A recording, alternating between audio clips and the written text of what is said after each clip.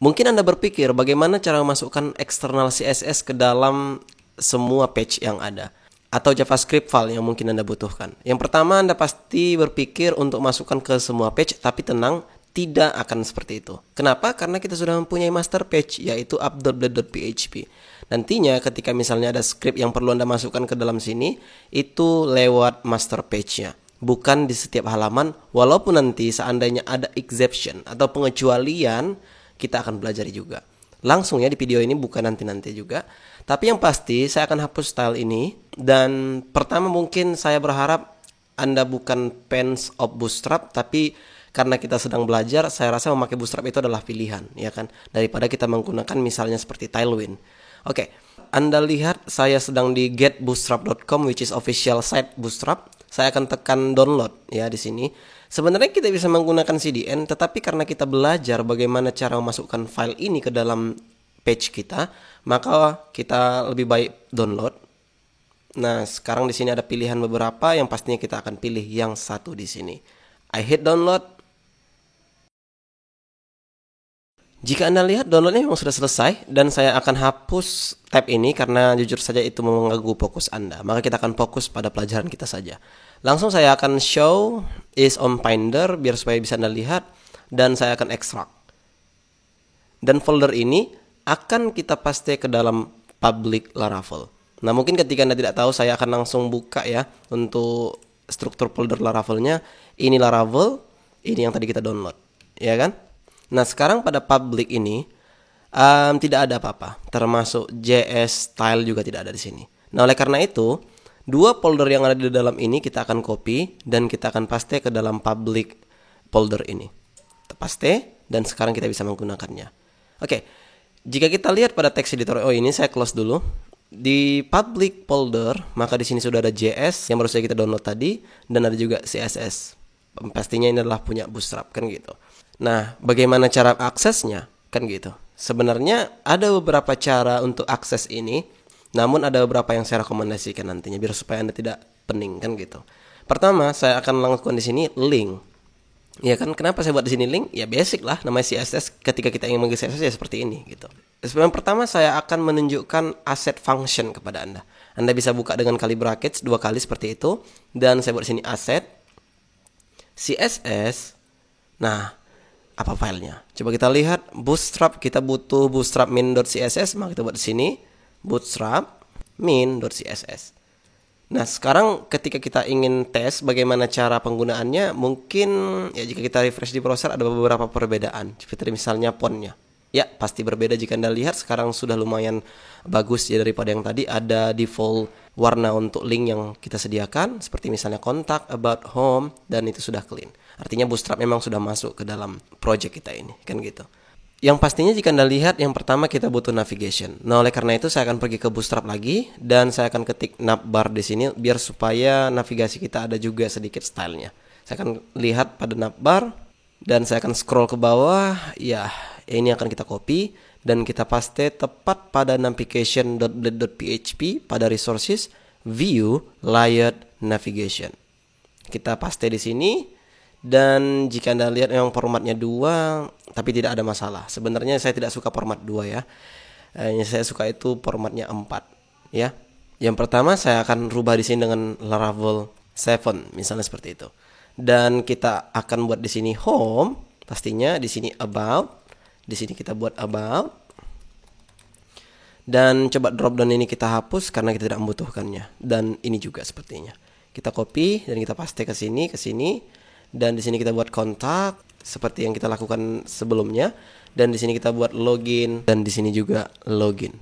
Maka jika sudah, kita refresh sekarang di browser, kira-kira hasilnya seperti ini, which is itu yang kita harapkan, kan gitu.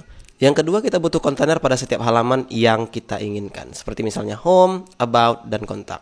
Sebenarnya kita bisa melakukannya kontainer itu pada app.blade.php, namun terkadang ada beberapa pilihan yang mungkin kita ingin itu di luar kontainer. Karena ketika misalnya kita masukkan kontainer ke dalam yield content ini, setiap page nanti yang tidak menggunakan kontainer itu akan sulit sekali, atau bisa juga tapi harus kerja 2 kali.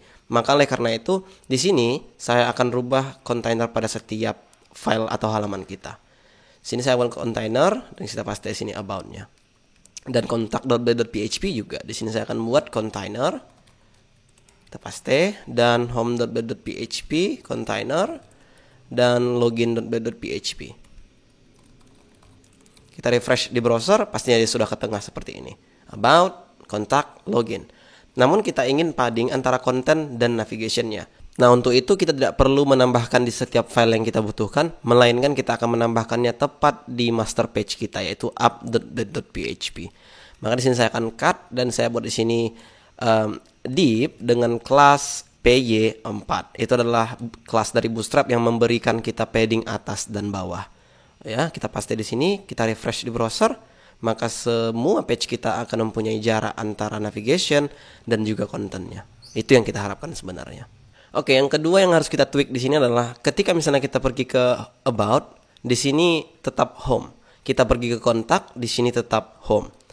Nah, mungkin teknik yield itu bisa kita lakukan juga pada setiap titel yang kita punya nantinya, ya kan?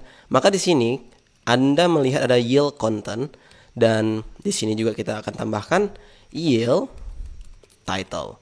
Nah, jika sudah, sekarang saya akan masukkan section untuk title pada setiap halaman yang kita punya.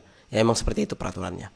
Maka saya buat di sini section content, saya paste di sini section title. Nah, di sini ada dua pilihan. Untuk title ini kita tidak perlu end section, ya kan? Karena kita bisa langsung membuat title itu tepat di parameter kedua. Seperti misalnya di sini about, maka kita buat di sini about. Kita akan copy dan kita paste tepat di kontak. Kita buat di sini kontak, ya. Kita copy dan kita paste lagi di login karena kita mempunyai 4 page. Dan kita akan pergi ke home.blade.php. Kita buat sini home. Maka sekarang jika kita refresh di browser, ini adalah kontak. Dan jika kita refresh di about, ini juga sudah about. Artinya ketika misalnya Anda membutuhkan satu bagian yang mungkin tidak keseluruhan sifatnya, Anda bisa lakukan yield. Contoh, saya ingin membuat halaman about itu backgroundnya berwarna merah. Misalnya seperti itu. Ini silly example sih sebenarnya. Cuman ya ini kadang jadi pertanyaan beberapa orang kan gitu. Maka oleh karena itu saya akan pergi ke app.blade.php lagi. Coba untuk yang kanan kita hapus dulu semuanya ya. Biar supaya tidak begitu pening, kita tinggalkan di sini about.blade.php dan app.blade.php. Biasanya yang saya lakukan adalah saya akan membuat di sini yield untuk head. Saya buat di sini yield head. Maka nantinya ketika misalnya saya butuh JavaScript ataupun misalnya style, saya masukkan ke sini, atau misalnya Papicon misalnya ingin saya bedakan juga di sini saya lakukan gitu. Nah, sekarang kita akan lakukan itu tepat pada about karena kita ingin mengganti background about bukan yang lainnya kan gitu. Maka di sini saya buat section head, maka di sini saya buat end section. Nah, di sini saya buat style body background red, misalnya seperti itu. Maka sekarang jika saya refresh di browser, login tidak akan berubah warnanya, namun about berubah warnanya. Jika kita lihat page source, saya close dulu yang ini, maka jelas di sini ada style tag-nya. Namun di beberapa halaman lainnya, misalnya home ataupun kontak, kita page source, maka tidak akan ada stylenya. Kira-kira seperti itulah tekniknya untuk memasukkan style ke dalam spesifik halaman. Atau Anda tidak perlu masukkan style itu ke dalam setiap halaman, namun halaman ini harus Anda masukkan. Ya, kira-kira seperti itulah tekniknya. Sangat luar biasa sekali kan? Apa yang Anda inginkan atau apa yang Anda bingungkan sudah terjawab sekarang ya. Ketika Anda berpikir tentang JavaScript, ya juga seperti itu kesannya. Anda langsung buat di sini yield script, misalnya seperti itu. Langsung nanti di about.blade.php ini Anda buat di sini section script. Kira-kira seperti itu. Namun yang harus Anda pikirkan adalah ini tidak mesti di sini. Ya, seandainya Anda buat di atas juga, ya kan seperti ini, itu tetap akan terbaca di mana Anda letakkan yield tersebut. Jika kita page source, aset ini hasilnya full URL. Dan misalnya kita page source, maka Anda akan melihat di sini full URL-nya. Sebenarnya saya tidak suka menggunakan teknik ini. Saya menggunakan aset ini biasanya hanya untuk menampilkan image. Jadi nantinya ketika Anda mempunyai image, Anda langsung letakkan di sini misalnya image folder, akses dengan aset ini itu sudah luar biasa. Namun jika untuk CSS ataupun JavaScript, saya biasa menggunakan teknik seperti ini saja. Saya buat di sini front slash, kemudian saya hilangkan yang ada di sini. Kira-kira seperti itu saja. Apakah hasilnya sama saja? Sama. Jika kita refresh di browser, apakah ini bisa dikunjungi? Bisa. Kenapa Bang memilih teknik ini? Ya, tidak ada alasan tersendiri, hanya saja lebih singkat daripada yang tadi. Karena hasilnya sama saja kok, ya kan? Saya refresh di browser, maka ini akan tetap bisa berjalan sesuai apa yang sebelumnya. Oke, jika sudah, di video selanjutnya kita akan berbicara tentang passing data melalui routing ataupun melalui controller. Ya, I see you on the next video.